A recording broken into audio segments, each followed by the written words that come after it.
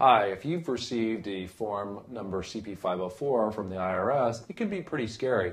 It comes certified mail, and the heading says, "Urgent, we intend to levy on certain assets. Please respond now." The first time that I got one of these, as a taxpayer, I might add, was about 10 years ago, maybe 12. It scared me to death, and I instantly called the IRS, and I dealt with it right away. My name is Darrin Mish, and I'm a tax attorney with an international tax problem resolution practice based in Tampa, Florida. I thought I'd make this video today to explain the CP504 and dispel some common myths about it, and hopefully put you at ease when you if you happen to get a CP504. So let's take a moment here and take a look at the actual form itself. Okay, so here we are on the form, and what I've done is I've sanitized it, which means I have redacted the client identifying information. You can see up here in the upper right hand corner, hopefully you can see this little hand here. There's typically a social security number there, and this actually came to me after I was already the power of attorney for the client, so it would have the client's name right there, and this little percent sign means care of Darrin T. Mish at PO Box 3414. This particular CP504 is for tax year 2006 on Form 1040. Yours may be different. You could have a different form number, or definitely you're going to have a different tax period, and there's no doubt you're going to have a different amount due. It's either going to be higher or lower.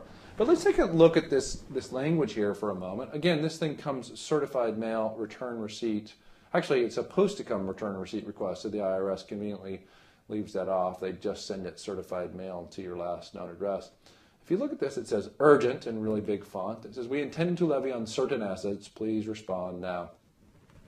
But if you dig deeper into this language, it says, "All records indicate that you haven't paid the amount you owe. The law requires that you pay your tax at the time you file your return." Well, no kidding. "This is your notice as required by Code Section 6331D of our intent to levy or take any state tax refunds that you may be entitled to if you don't receive your payment in full." Now, I actually happen to practice in Florida, but we represent clients all over the country. And in Florida, we don't have an income tax. That's one of the benefits of living down here in the Sunshine State. So this actual notice has practically zero effect upon anybody who lives in a state where there's no state income tax. Now, it also does increase the penalty rate by 0.25%, I want to say per month. That may not be exactly right, but it does increase the penalty rate, and then eventually that additional penalty is exhausted. So if you look at this form, what does it say? It says, urgent, we're serious about this, and if you don't pay or contact us and make some kind of arrangements, then we're going to take your state tax refund.